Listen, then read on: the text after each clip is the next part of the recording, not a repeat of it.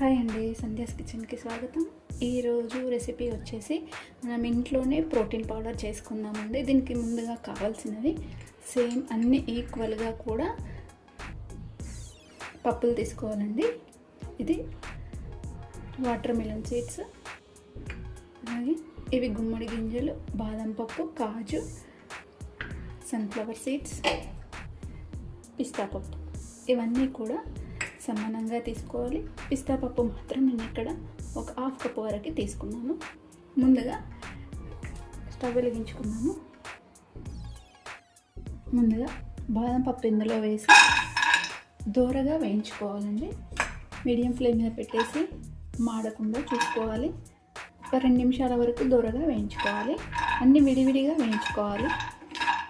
అన్నీ విడివిడిగా వేయించుకుంటేనే మనకు మంచిగా వేగుతాయండి.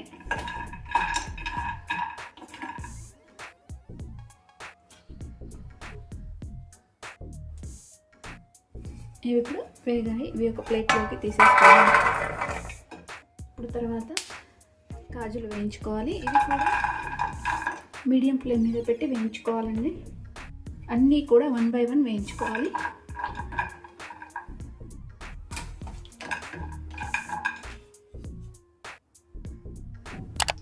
ఇవి కూడా ప్లేట్లోకి తీసేసుకున్నాము.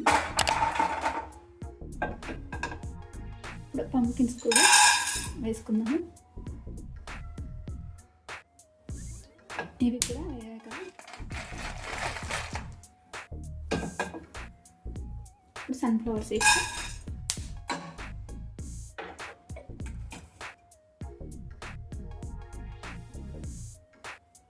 ఇవి కూడా వేగిపోయాయి. ప్లేట్లోకి తీసుకున్నాము.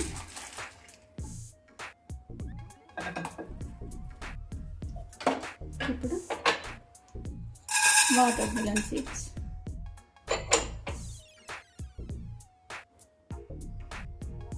ఇవి కూడా వేగిపోయాయి. ఇవి తీసేసుకుందాం పక్కన. చివరగా పిస్తా పప్పు కూడా వేగిపోయింది. ఇది కూడా స్టవ్ ఆఫ్ చేసేసుకొని తీసేసుకుందాం.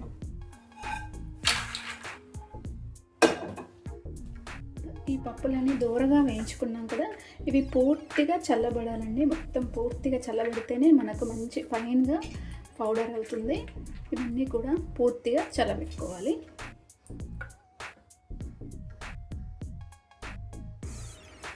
ఇవన్నీ కూడా ఇప్పుడు పూర్తిగా చల్లబడ్డాయండి. ఇవన్నీ ఇప్పుడు జార్లో వేసేసుకుందాము.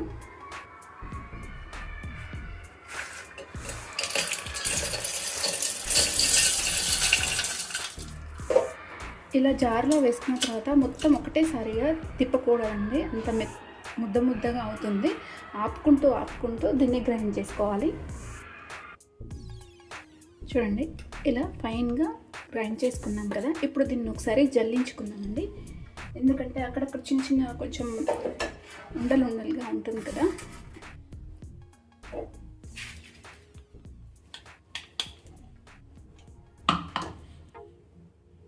దీంట్లో జల్లించుకోవడం వల్ల మంచి పౌడర్ అనేది వస్తుంది, ఏమీ లేకుండా.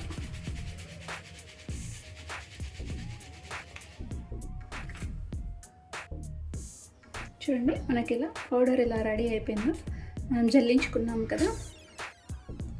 జల్లించుకోవడం వల్ల కొంచెం ఏదైనా కొంచెం రబ్బగా ఉంటే అది పోతుంది అన్నట్టు. ఇది పౌడర్గా వచ్చింది కదా. ఇప్పుడు దీన్ని ఇందులో మనం ఎండు ఖర్జూరం ఉంటుంది కదా, అది కూడా వేసి గ్రైండ్ చేసుకోవచ్చు. లేదా కండ చక్కెర ఉంటుంది కదా, అది కూడా వేసి గ్రైండ్ చేసుకోవచ్చు. నేనైతే ఏమీ వేయలేదు, ఇలాగే ఉంచుకున్నాను. ఇప్పుడు దీన్ని గాజు సీసాలో నిల్వ చేసుకుంటే ఇది హెల్త్కి చాలా మంచిది, ఆరోగ్యానికి. రోజు పొద్దున పాలలో కలిపేసుకుంటే సరిపోతుంది. దీనివల్ల బెనిఫిట్ చాలా ఉన్నాయండి. ఎముకలు, కండరాలు, అలాగే చర్మానికి, అలాగే గుండె ఆరోగ్యానికి, హార్మోన్ ఇన్బ్యాలెన్స్ కాకుండా కూడా చూస్తుంది ఇది ఈ ప్రోటీన్ పౌడర్. దీనికి కూడా మీరు కూడా ఈ రెసిపీ నచ్చితే తప్పకుండా ఒకసారి ట్రై చేయండి. అలాగే లైక్ చేయండి, నా ఛానల్ సబ్స్క్రైబ్ చేయండి. Thanks for watching.